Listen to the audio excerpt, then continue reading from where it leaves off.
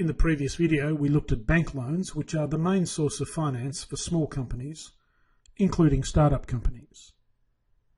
Larger companies have other options available.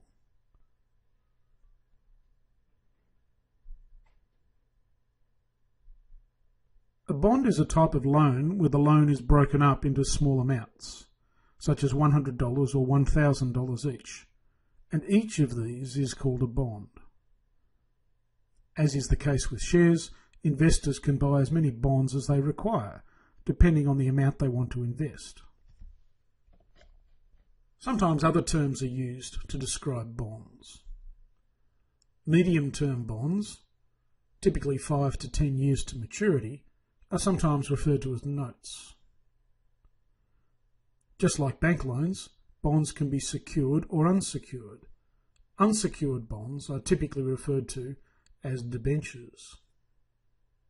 If a bond is in the same country as the company issuing the bond and is denominated in the currency of that country, it is called a domestic bond.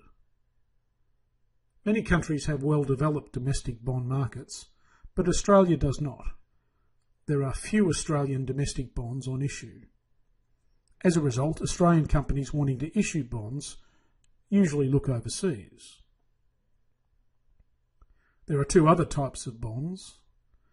A bond issued in another country, in the currency of that country, is called a foreign bond. Some of these bonds have colourful names.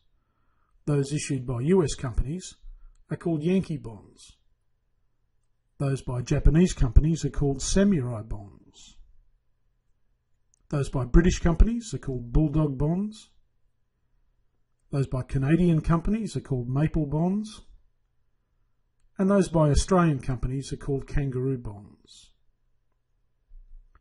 Finally, a bond issued in a currency other than that of the country in which it is issued is called a euro bond. In this context, euro does not refer to Europe. Euro bonds can be issued in any country.